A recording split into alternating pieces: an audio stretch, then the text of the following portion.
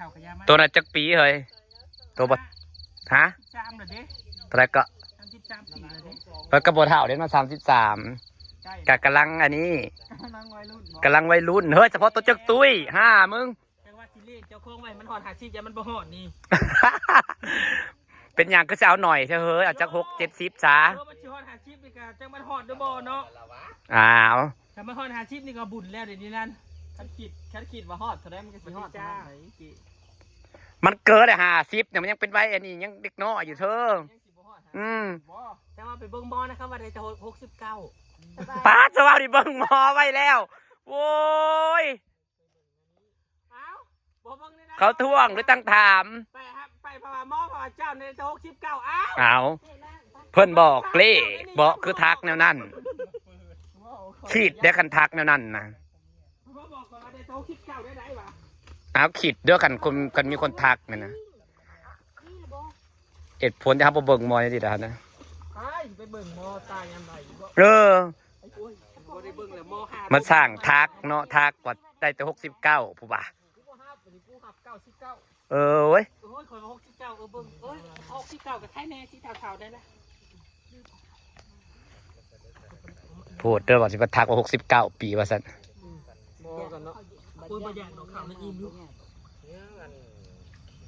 เป็ดน่ะตุ้ยเป็นตัวละ3 โลผมบอกต้องตัวนี้หารถ7ต้องตัวหารถ7บริเวณเป็ดเถาได้เเป็ดหักกระหนุ่มหักกระขึ้น3-4คักเห็ดแซ่บๆด้วยบริกินตาเป็ดตัวเลยแซ่บว่าได้ก็ไปกินอยู่เฮือนน่ะแซ่บครับว่าแซ่บบรรยากาศตูบนะคะวันนี้มาครบนะคะแต่ว่าเจซีเนี่ยสิไปใต้แม่งจีสั่งไว้ได้ป่ะซะเอามาให้ขัวเด้ออยู่วัดตัวพี่ดูวัดอยู่ในกูเลยวัดกูเลยบอกเฮาหนูบ่ออกกูอยู่บ้านกูแล้วได้หมู่ก็ไปหันมันก็หลายเด้ไปจะออกมาปีกอะไรกินบ่อนเดียวกันกับบ่เปลืองคือกันทีนี้กินอยู่บ้านมันก็ดีย่างเฮากันกินอยู่พูดแล้วมันจังไก่หมูลงลำวงขึ้นมากระย่างขึ้นมาเฮือนโหลดกูว่ากินอยู่พูดแล้วเหมาะกว่ากินน้ำกันอะไรแห่งกับเปลืองอะไรได้แห่งแง่กันกินแห่งเปลืองกินอยู่พูดกับเขาก็จะได้เตรียมตัวว่าพูดสิ้นนะข่อยเมื่อยเลยเขาพูดเขาสั่งเผื่อเรียบร้อยเลยกินอยู่บอลเดียวแล้วแง่กันหลายทางหลายมันสิบกขบกันมาไล่เลยเมื่อยแล้วแลนซ้ายแลนขวาพัดว่ากินบอลเดียวรถออกแต่วงแล้วกระหลังเขานั้นรถพอเขาเจ้าบังคับให้ลงวงแล้วเป็นบ่เขาเจ้าให้ลงบดเป็นบ่แล้วแต่บ่จะได้ยานวานวงปิดจังให้กินอยู่เฮือนถ้าแต่เก่าเขาบังคับอย่างนั้นได้เขาบังคับแต่ว่า7 โมงนะให้เลิก7 โมงเช้าให้เลิกจากเกินบ่ได้ถ้ากลุ่มจะมาฮุบนะคะบุญนักคำยัง9 โมงเนาะอันนี้7 โมงลกนั่งก็อยากคนแต่ห้าออกเลยนะมันสิได้กลิ่นซูยูบอสเป็ดช็อกตู่นี่ตุ้ยอย่าดีเฮ้ยเอ้ยมันดีนะมันหานุ่งส่งตัวได้ขยากมันเป็นตะแพงในตุ้ยเดี๋ยวนี้มันก็เต็มตึมไปเบิดไดเป็นตะจับเป็นตะบ่ายเด้อเฮ้ยใครแล้วมันตุ้ยเขาว่ามาใครแล้วคนมันหมดแล้วมันใครดีนะโอ้ยอุกแกน้ำคนนี่ได้คิดแต่ละอย่างมากกันระเบิงหมอก็ได้แต่69อุกเบ้ข้ามมาเต้นแล้วมันนอนสร้างงานแบบเจ็บสลังจนอยากตายเมื่อขลังก็ดินเบิดแล้วถ่ายนึงเลยแค่นั้นก็จะกินลายเนี่ยมันบดีกินแต่เบียร์นั่นแหละกินเบียร์ไม่ได้กินข้าวเนาะมันก็จะตายเลยเนี่ยนั่นสิบ่ฮอด50แต่เช้าไปคืนเพื่อนก็กินแต่เบียร์นั่นไม่ได้กินข้าวง่อยข้าวน้ำกินเนี่ยเช็ดคูแล้วไอ้น้อยเต้าน่ะคูแล้วพูดตายกับบ่แมนพูดว่าตายกับบ่แมนคือสรุปบ่มีผัวมีหลังข้างบางที่เขาเอิ้นแม่หมายบ่แม่หมายผัวบ่ตายอันนี้นะอันนี้นะเขาเอิ้นแม่หมายไร้ผัวสรุปแม่หมายไร้ผัวแล้วแม่หมายผัวบ่ตายแม่หมายผัวบ่ตายแม่หมายไร้ผัวหลายแนวเนาะเฮ้ยมัดมันสุกแล้วบ่จักจังแล้วตัวนี้มากินแต่โดนแล้วได้เรียกว่าสุกแล้วได้บ่เลยเด้ตัวนี้น่ะเอามาโลดสุกแล้วจะใหม่จะมันกินแล้วมันสุกแล้วมัน มี2หัว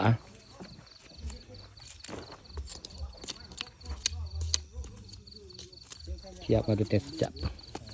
มันไทยได้เอ้ย สุกแล้ว สุกบ่ สุกแล้วตัวนั้นเคลียร์ตัวลงมาดูฮะวันใหญ่ขนาดตัวนั้นนะว้า ที่เสียเธอมันแข็งๆนี่ถ้าที่ลองกินเลยแปลกเลยเดี๋ยวเอาลองบ้านอาชีพเดี๋ยวก็กิน ลองเลยสิติดใจสะดอก ตัวนี้คือแข็งเถอะเฮ้ย จะเอา หักอ่อนอยู่เลยนะ บ่ พอแล้วมั้งเอาตัวนี้มากิน จ่ายกันตอนนี้นะเฮ้ยบอกมึงอยู่บ้านอาชีพใช่ไหมมันร้อนมันวันหนาวมันหนาวตุยจะบอก ตัวบ่หนาวเถอะเด้อนะ น้ำ ตัวผัดเก่ง กำลังเบิดท้องอันซ้ำอันไปวี เพื่อแตก โหเขาเนี่ยเต้นแท้เต้นว่า ตอนโฮเล่นกับสงอกเชงเงก อ้าว เพิ่นทองเพิ่นป่วน ตอนโคแรกก็เอาห้อนไปฮู้เนาะ เพิ่นไปบ้านนั่นบ้านโศกบ่ ก็คือเพื่อนก็เลยไปกินเบียร์แล้ว เดี๋ยวบ่ได้กินข้าว อืม ห่วยมาตัวแรงเจ็บท้องที่เพิ่น เออ เป็นอันบ่อยู่บ่เศร้าแล้วเพิ่น มันเดึกมาแล้วเพิ่นมาแล้วทั้งฮ้อนทั้งหยังปี ว่าหมู่เด้อๆ หมู่น่ะหนาวสิบ่ฮ้อนจังได้ท่าเต้น ไปอยู่ทางผัวใช้สิโต๊ะไปอยู่ทางผัว ตดอีกแล้วบ่ดาเอาบัตรได้แล้วบัตร M16 เอาซื่อ ล่มออกล่มข่าวดูเนาะ ๆโพดเนาะระบบขับถ่ายดีแท้เนาะ ขับได้ดีอะไรได้ยังวะ ดีโพดครับ มือหนึ่งต้นอยู่การ12เทื่อ 92เทื่อ มึงจะเก็บคนของนี้เมื่อแดดได้เม็ดนี่ก็ดี มื้อนี้เลขลาสอบยังเด้เนาะอยากซื้อ22ลืมข่าวเลย เจาะขวาง เขาน่าจะซื้อ22ก็ลืม โง่เขา อ้าว ชื่อซ้ำนี่แหละที่เจาะเลยเนาะถ้าไปกินเอาได้ จูเอางัวพาไปเอากวางบ่ มันบ่มีเด็กง่วน นั่นน่ะฟันบ่ได้เลี้ยงลูกแฝดว่าซั่น มันที่ออกมา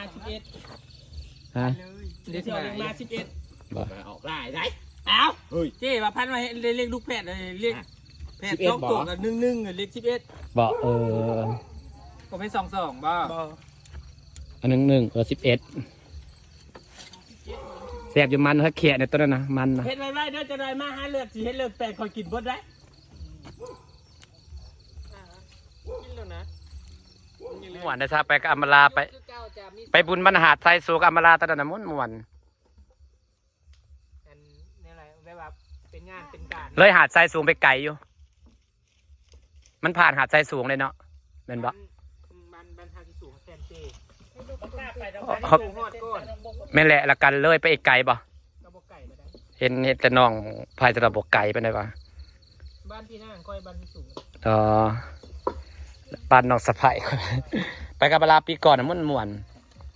มวนในบุญที่คนเขามาเอ็ด เขายังเป็นแบบทรงแบบบ้านเฮาสมัยก่อนอยู่ใดไปแห่ล่างบ้านนั่นม่วนเขายังไม่แห่ล่างบ้านน่ะจะว่าพวกก่อนแต่เขาอุ้มอำมาลาไปนะว้าเขาแกล้งอำมาลาโดยแห่ล่างบ้านมันได้แต่ผู้เฒ่ากับบ้านทัดไว้แต่วัยรุ่น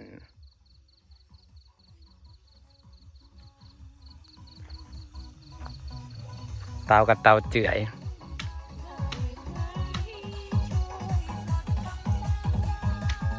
บรรยากาศนะคะตา74สิมาดึกๆถือข่าวมาพร้อมมันมึงถือแล้วมึงถือข่าวมาน้ำนั่น บัดจุ่มฉันไปแล้วบ่ได้มาในที่ก็โตนึง ใส่เนี่ยกูทาครัวเลยทาครัว ไปก็ยากไปแล้วว่ามีไปเปิดอยู่ในสวนน่ะทำได้ขับเด้อ เปิดอยู่นี่ก็มีเลยเด็ด สวนเธอทำสิลาย เนาะมันซุ่มเนาะอันนี้มันซุ่มลายประทงเนาะ